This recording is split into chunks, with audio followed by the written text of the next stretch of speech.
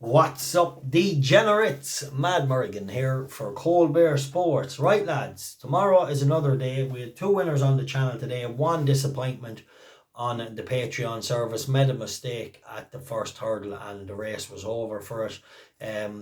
Really annoying, to be honest, because he's normally a really strong traveller and he just missed the first, landed awkward, and he just looked to be a little bit hurt. He just was never the same after that.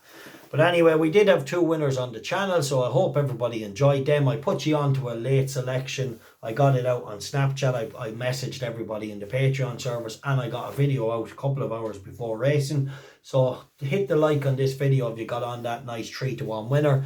No comment won as well. Like we did, in fairness, although he doesn't like to win, today it had to be his day. It was the worst race he's contested in quite a while, and I'm glad he took advantage of it, because if he didn't, he probably would struggle to get his head in front somewhere else. Maybe now he's got his head in front, he might run well again in a big one, which he always does run okay.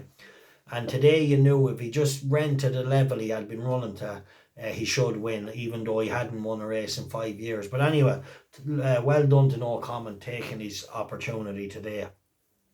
Right, moving on to tomorrow, the 1 o'clock in Bangor. I'm just going to go with the Glancing Queen. I know she's 13-day favourite, but what can I do? She has really solid hurdles form. She's a point-to-point winner, and she's just an all-round good horse. So let's hope she jumps well tomorrow and gets the win. I know she's starting at listed level and it's deep enough, but you know, she's a good mare, and that's it. She's definitely going to be running in these good races. So the Glancing Queen to get a winning start over fences. And then in the 130, another mare I like is Snow Leopardess. Snow Leopardess is really solid mare. She's just an all-round likeable type. She has some really good form and some good races, and she ran a blinder behind some very good horses in Cheltenham one day. Galvin, Ascari 10, Next Destination, and she was travelling much the best of them, coming down to the third last, say, or coming down before the turn in, and that was over an extended trip. This is over, I think, 3 tomorrow, around that trip anyway. It's not as far as it was that day in Cheltenham, and I think it'll definitely suit her. I think she's nicely weighted, 11 stone. Aidan Coleman, great time of the year for Charlie Longston's horses, so definitely a horse that I want to be with tomorrow, and I'll go a point each way at 4-1. There's hopefully them main greedy firms, you know, all them fucking greedy fucking robbing yokes, hopefully they'll be giving 4-1. Right, anyway, the 240 at Exeter then, the 140 at Exeter, I'm going to move on to Castle Robin, another Charlie Longston horse. So I'm going to go a point win here at 3-1. This is a nice horse, a very genuine type, and has been very good, and I'm sure he can improve for a fence as well. So I'm going to go a point win on him, and they're two Charlie Longston horses, and it just so happens they're running 10 minutes after the other, so you'll know your fate soon enough. But hopefully Snow Leopardess will kick it off with a win. So I don't mind doing a point each way double on the two as well. So we'll go a point each way Snow Leopardess, a point win Castle Robin, and a point each way double. And then I'm going to move on to the 240 in Exeter, Galley Hill. Really nice horse. Unfortunately, the price is gone now. Look, if he was a better price, he'd have been a much stronger selection. But anyway, you can't lump in when the price goes, so we'll just go a point win. He's definitely a nice horse, and he's going to improve massively for fences, and he could be very good. So Gallyhill in the 240 at Exeter. He's a big horse by Getaway. Was very green last year and immature, but I expect to see a monster tomorrow. I hope he can do it. I hope he can improve, because he just looked a very nice horse when he lost in Ascot. It was just a little green. Thought this is one for the notebook. He's ridden by Nico de Bonville tomorrow, so yeah, definitely interesting. But look, he's gone into 15-8 now. This is the bollocks in of the online gambling. Sure, fella have 30 quid in them. The book is cutting to 15-8. But anyway, that's just the world we live in.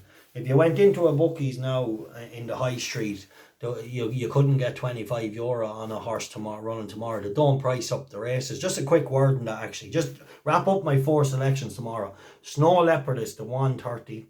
The 1 o'clock, the Glancing Queen, they're both in Bangor. Castle Robin, the 140 in Exeter, and Galley Hill. So a point win Galley Hill.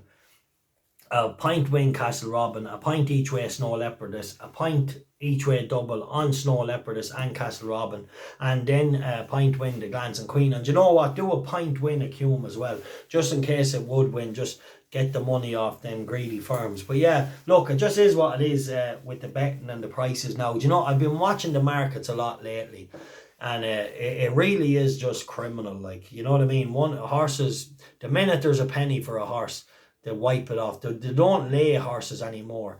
The firms are just, they're just thieving, robbing bastards. Like, that's what they are. It's just a bunch of accountants and a bunch of marketers.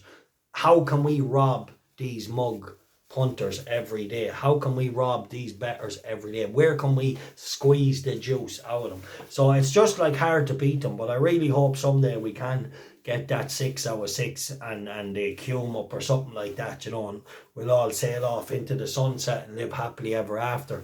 Because Jesus, you know, it'd be nice to do it one day, but I think we will. But anyway, it's just about the bets and things like that. And then if you win a few pound one week, next thing they want to know who your mother's sister's brother is, father's cousin, where do you live, you know. Unbelievable. If you lose money for 10 years, they wouldn't ask you a question. You know, that's the kind of punt, that's the way they are. So it's really strange. But anyway, they'll be looking for everything, you know. They'll be looking for your fucking birth cert, your fucking, you know, what fucking pair of underpants you wore to your fucking communion. Like, Jesus Christ. Anyway, yeah, let's try and beat them someday. Hopefully them four will win tomorrow, and hopefully you get a few pound off them, because they're starting to sicken my hole now, these betting firms. Right, lads. Prices of horses go after, like, they wouldn't lay 50 quid on it. It's unreal, some of them. Some of them are just, they really are just, they're up there now with fucking the worst of the breeds I ever met. Right, go on. Time for codding is over.